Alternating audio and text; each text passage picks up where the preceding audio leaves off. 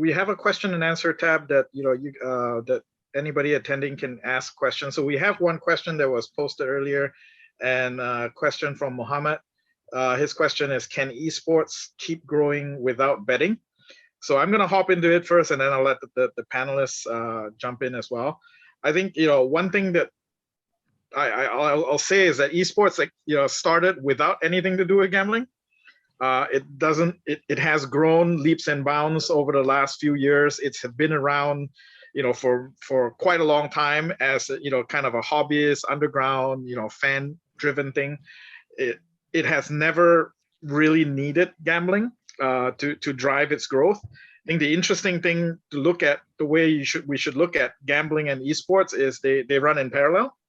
And if anything, I think esports at this point, gambling can actually use esports as a booster, because there are people there, and esports players by nature, like what Flavin was saying earlier, in terms of how gamers are wired, they want to compete and they want to win. So the gambling aspect of it is a natural, but it's not really something that is necessary for the growth of esports. What do you think, Roger?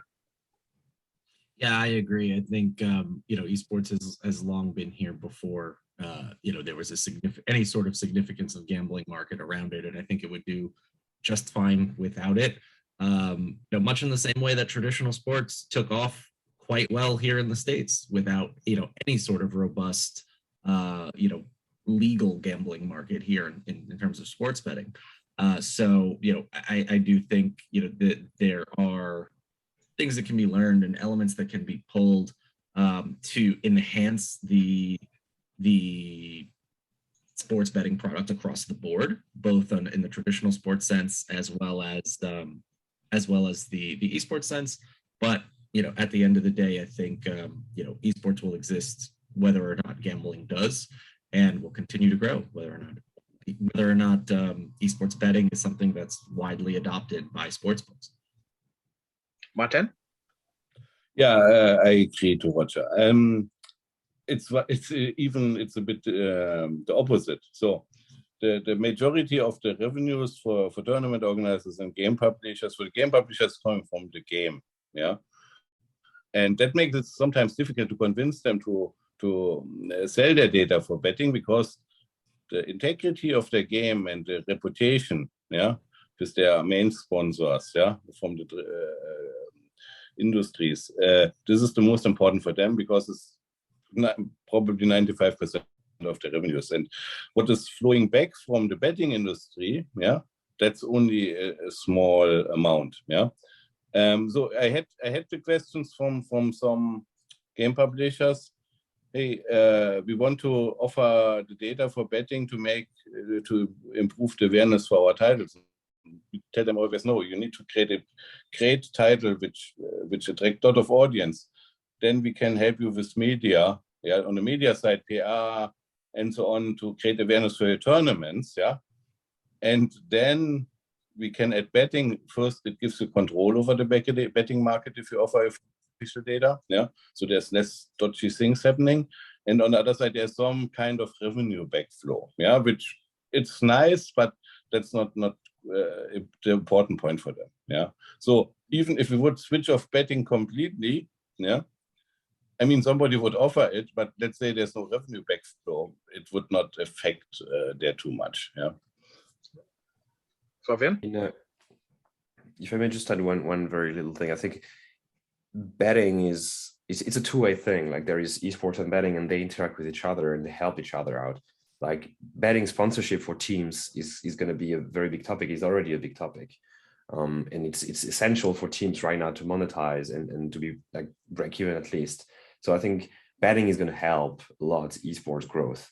And on the other hand, esports will create betting by design. It's a sporting event, whatever it is, people want to bet on it. That's natural. So you have, I mean, I think as publishers, as game developers, you don't want to just avoid betting. You want to embrace it in a way to at least focus on integrity. Because if you prevent it from happening, it will happen, but it will happen badly. It will happen on offshore betting and so on and so forth. So I think it's important to embrace it and say, okay, let's make it clean. Let's help proper development.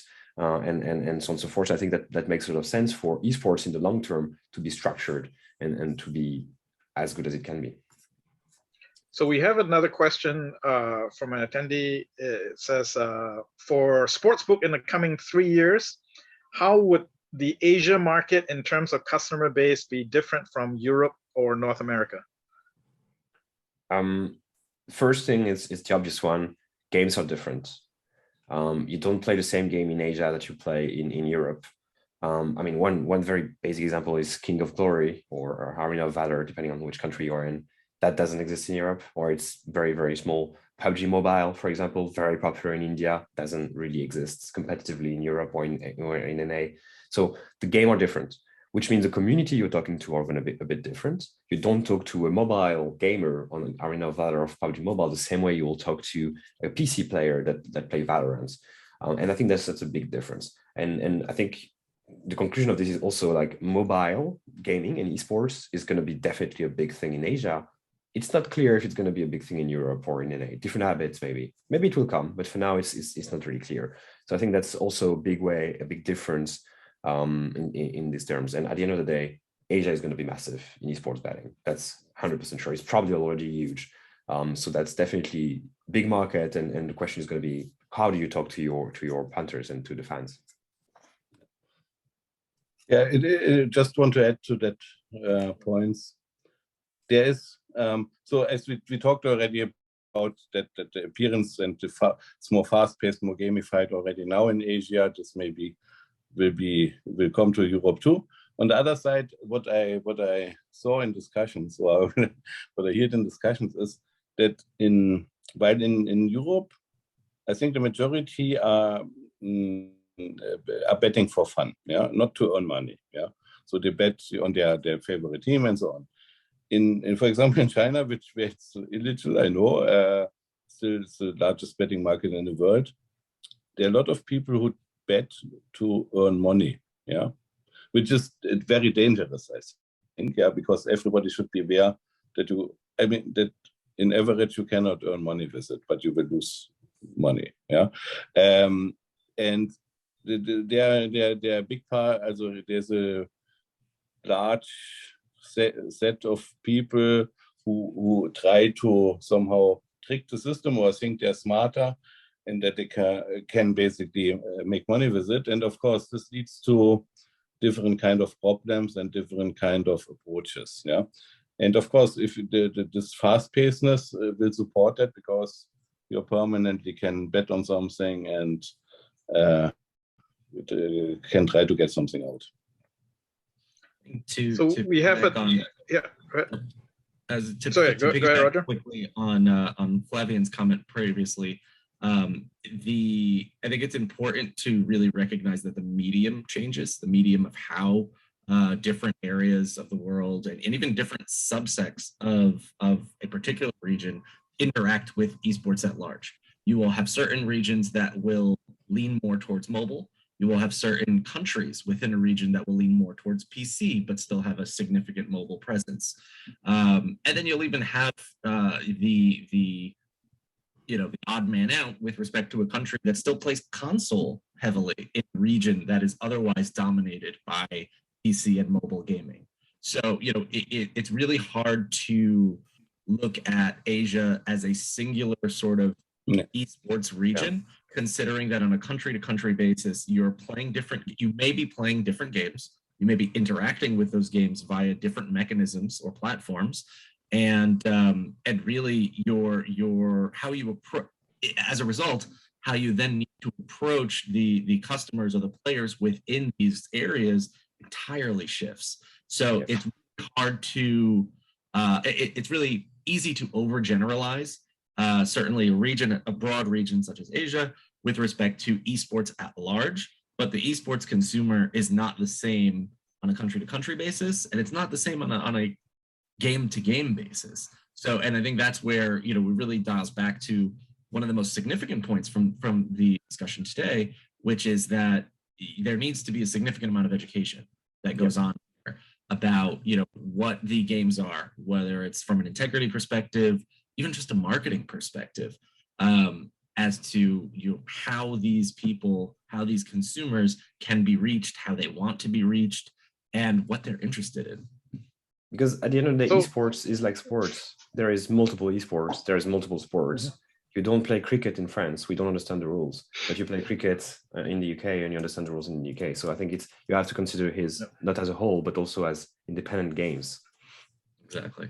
So I'm going to combine a couple of the questions that was asked that sort of is related.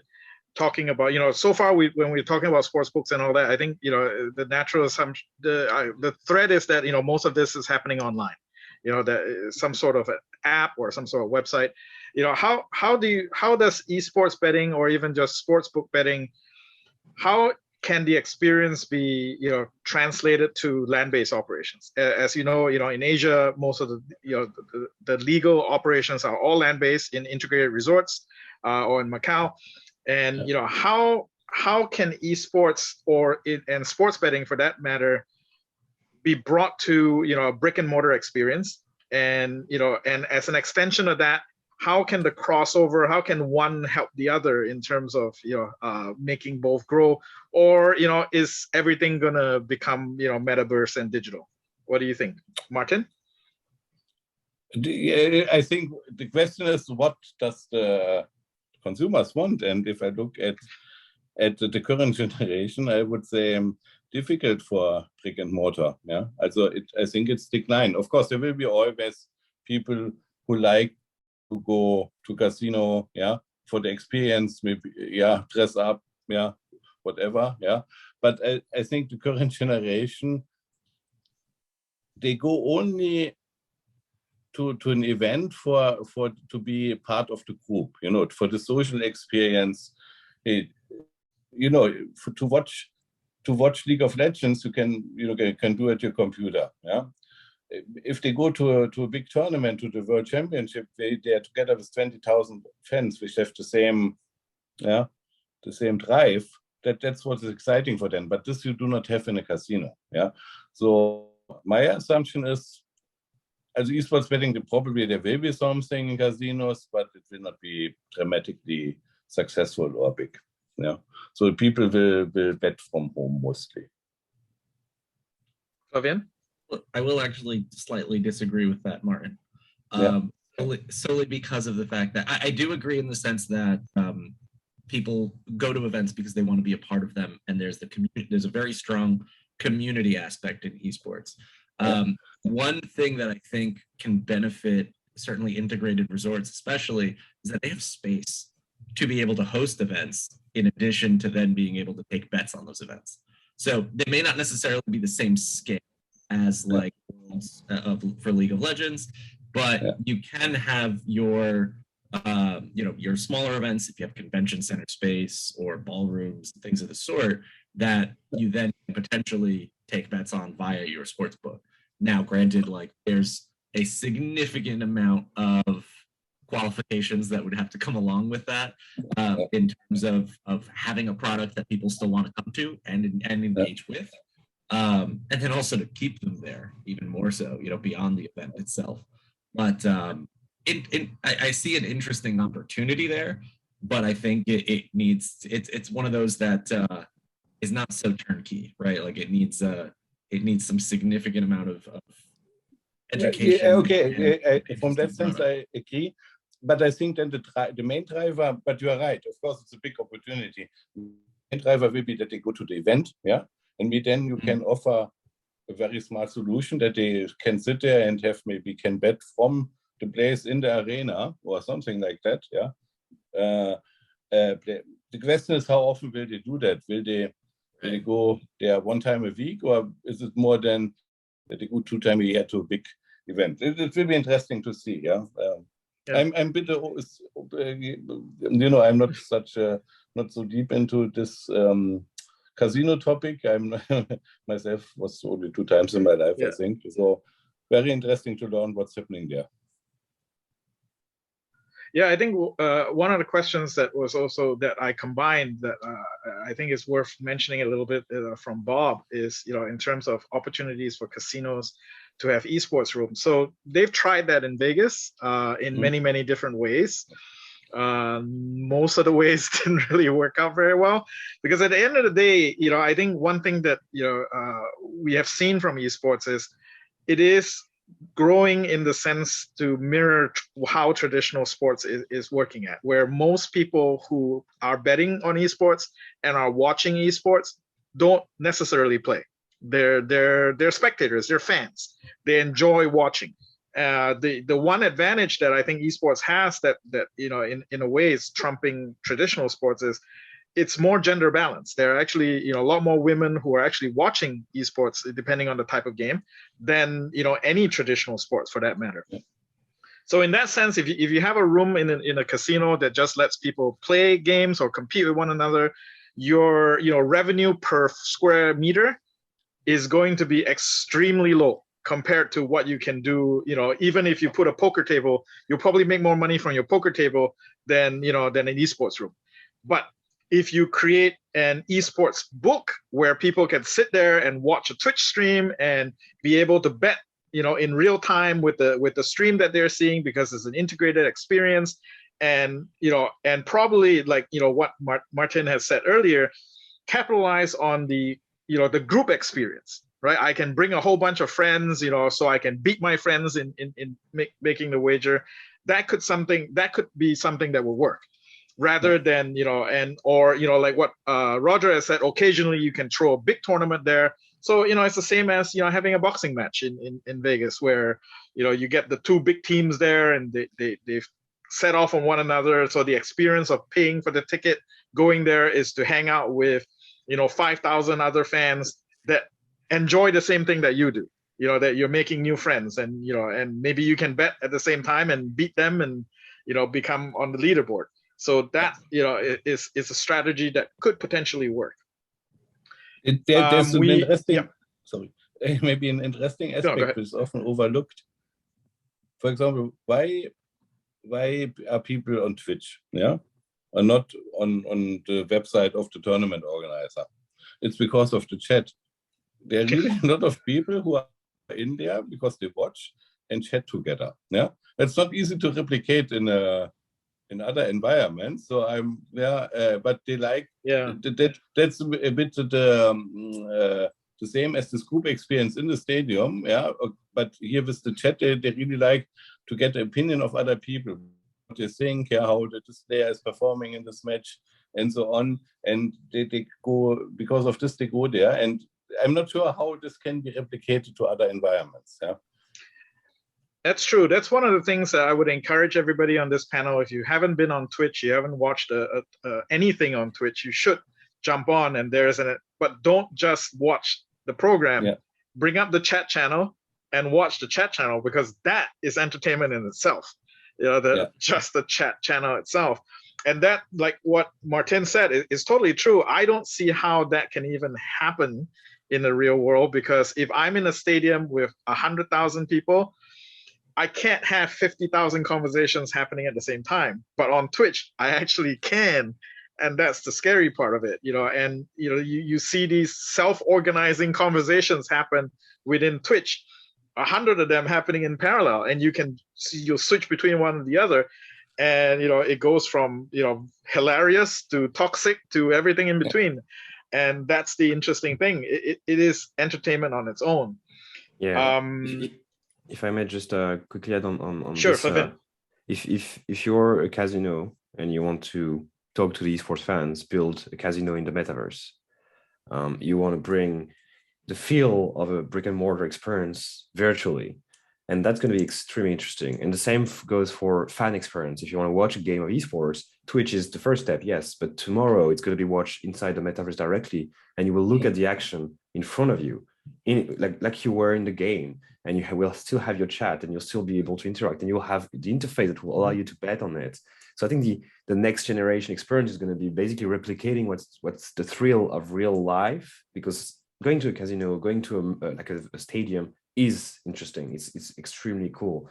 So the creation of this in the metaverse would be something that will be very exciting, and it's clearly going to be the future. And the few casinos that will launch first on the metaverse will have huge success. Yeah, I think, and interestingly, Flavien, what you just said sort of addresses the last question that we were going to do, which is how technology will play a role in the growth and sustainability of the sports betting industry. I think, with technology like the metaverse and augmented reality, all these, we have the potential if we apply technology in the right way, is to combine that chat experience that we have in Twitch with the real life sporting experience that we have today, and the human contact of being there, so you get best of both worlds. And I think the interesting thing that I find about technology is very rarely we can always see beyond the horizon, right? We don't know what's coming out tomorrow. A great idea could come out tomorrow that will change the world. And I think the interesting thing about esports, that's what happens to esports all the time. Tomorrow a new game could be released and the entire landscape could change. People could stop playing one game, start playing the other game. That doesn't happen in regular sports. Nobody's gonna ditch football tomorrow because some new game came out. When was the last time a new sport actually came out? That just doesn't really happen that much. But when it comes to technology, it happens all the time, and we don't necessarily evolve. We quantum leap and we jump into something else. And I think that's part of the excitement that I find in esports and in technology based is, predicting what's coming next. And that's one of the challenges where the whole industry needs to get better. And this includes the supply chain, but also the bookmakers, to be more dynamic in adding new titles. Until now, you see, we are still sticking somehow with the big three on live betting. Yeah, some others, but they are really orphaned. Yeah, but there in esports you have permanently titles which are maybe only 2 years, 3 years, have a 2-year, 3-year lifetime, and what we need to achieve is to still capitalize on them. So have processes which makes it very easy to add a new title, market it, get models, and then see, okay, is it successful, or if not, after 3 years, it needs to be amortized anyway. And I think that will be the challenge for the future. Yeah, Valorant is a good example for this. It's a game that was launched recently in the last couple of years, and for us, it's sometime beating Dota 2, some months. And Dota 2 is supposed to be part of the League 3, and we have a customer base that is pretty heavy in Eastern Europe still, so it's getting very big. And I think, our approach was let's launch it very quickly, as soon as possible, because we want to test, because we see that there is a lot of traction and a lot of fan base looking at the game and being enjoying watching and so on. So I think it's what Martin is saying is very true. As suppliers, we are the one that's gonna be able to offer quickly a game, so we need to be very agile on this, and potentially not being too quick, because maybe a game will just have some hype. I remember Fortnite also, so many talks about Fortnite, but some Fortnite esports doesn't really exist still. It's more entertainment. It's more streaming experience. So it's interesting Apex for Legends. us. Say again? Apex Legends. Yeah, for example, Apex Legends is another great example. Those games, they have a lot of viewership, a lot of players, but it's not a good object for betting. So for us as suppliers, we prepare, we assess, we launch maybe a MVP product, and then if we see it's catching up, if we see it's growing, like with Valorant, for example, then we launched the full product, full market experience, live betting, player props, and so on and so forth. And that's how you want to behave, because you want to launch quickly, so you have to get something quickly just to judge if it's working or not. And when it works, that's where you just go full gun.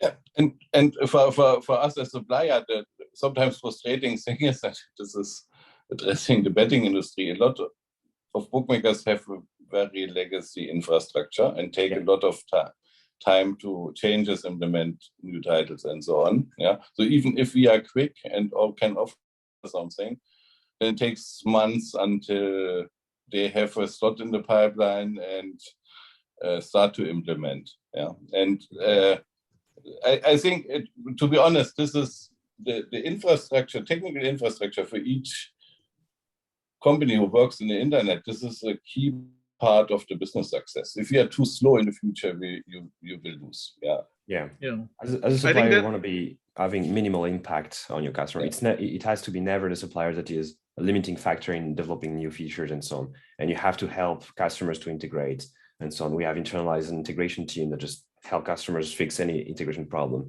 That's crucial. I really agree with Martin here.